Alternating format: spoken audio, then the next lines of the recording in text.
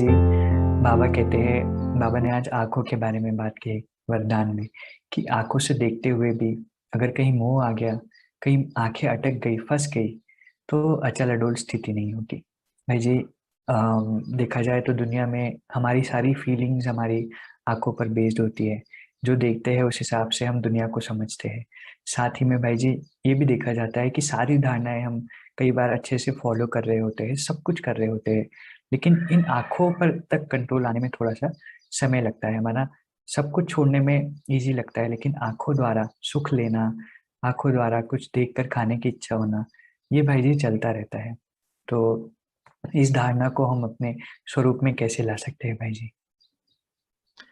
देखिए जो रिसर्च है वो भी यही कहती है कि जो हमारी आँखें हैं ना, सबसे ज़्यादा प्रभावित करती हैं हमारे मन को।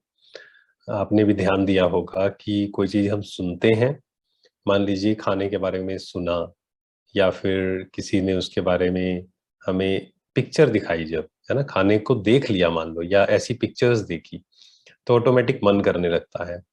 तो आँखों का जो आँख सेंस जो हमारी है, तो इस पर कंट्रोल करना बाकी सब कर्मेंद्रियों से ज़्यादा मुश्किल है और यही हमारे मन को सबसे ज़्यादा प्रभावित करती है।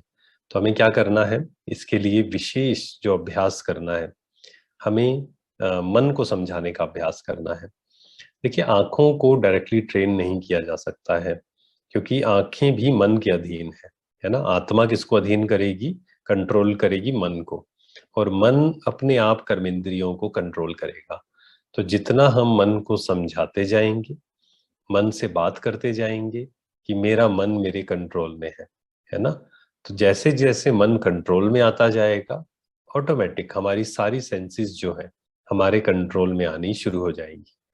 और जैसे आपने कहा कि इसमें समय लगता है, बिल्कुल समय तो लगेगा। क्यों लगेगा समय? वो भी ध्यान रखना है, क्योंकि 63 जन्मों के हमारे संस्कार थे, है ना? हमारी कर्मेंद्रियाँ हम पर ही हावी हो गई थी, हमारा मन भी हम पर हावी हो गया था। तो 63 जन्मों के जो संस्कार हैं, वो खत्म करने हैं, नए संस्कार धारण करने हैं। तो कोई भी नया संस्कार जब हमें बनाना होता है, उसमें समय लगता है। और अगर पुराना संस्कार बहुत गहरा है, तो उसमें थोड़ा ज़्यादा समय लगता है। तो इसमें क्या करना है, इसमें कभी निराश नहीं होना है। दिल शिकस्त होके बैठ नहीं जाना है कि नहीं, मेरा मन तो मेरे कंट्रोल में आएगा ही नहीं। कई आत्माएँ तो थक जाती हैं। वो कहती हैं नहीं, मेरा मन तो मेरे कंट्रोल में नहीं आने वाला है। मेरी आँखें तो बस मेरे कंट्रोल में नहीं है। तो हमें पावरफुल संकल्प क्रिएट करने हैं कि मेरा मन मेरे कंट्रोल में है। मेरी कर्मेंद्रियाँ मेरे कंट्रोल में है। और फिर हम थोड़ी-थोड़ी प्रैक्टिस करनी होगी हमें, कर्मों में, छोटी-छोटी बातों में। मान लीजिए आपको मोबाइल देखना बहुत पसंद है, सोशल मीडिया बार-बार, है ना? आदत होती है कई लोगों की, कि हर घंटे में 5 मिनट देख लेंगे। कई लोग तो 10-10 मिनट के बाद देखते हैं। तो हमें अपने मन को ऑर्डर देना है कि नहीं, अगले 2 घंटे मुझे मोबाइल नहीं देखना है। आप सिर्फ 2 घंटे भी अगर इसकी प्रैक्टिस करेंगे, आप धीरे-धीरे पाएँगे कि आपका मन कंट्रोल में आना शुरू हो गया है। तो इस प्रकार छोटी-छोटी बातें जब हम कर्मों में लाएँगे ना, तब वो हमारा संस्कार बनेगा। आपने 1 बार किया, 2 बार किया, 3 बार किया, मन को समझाया, है ना? कई बार किया, तो वो हमारा संस्कार बनना शुरू हो जाता है।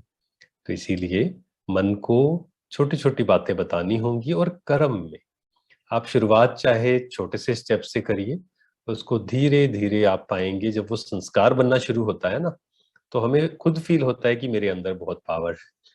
जैसे किसी को अगर मोबाइल की बहुत ज़्यादा आदत है, कई आत्माओं को होती है कि रात भर मोबाइल देखते रहते हैं, तो हमें आदत बनानी है कि नहीं, मुझे 9 बजे के बाद मोबाइल नहीं देखना है।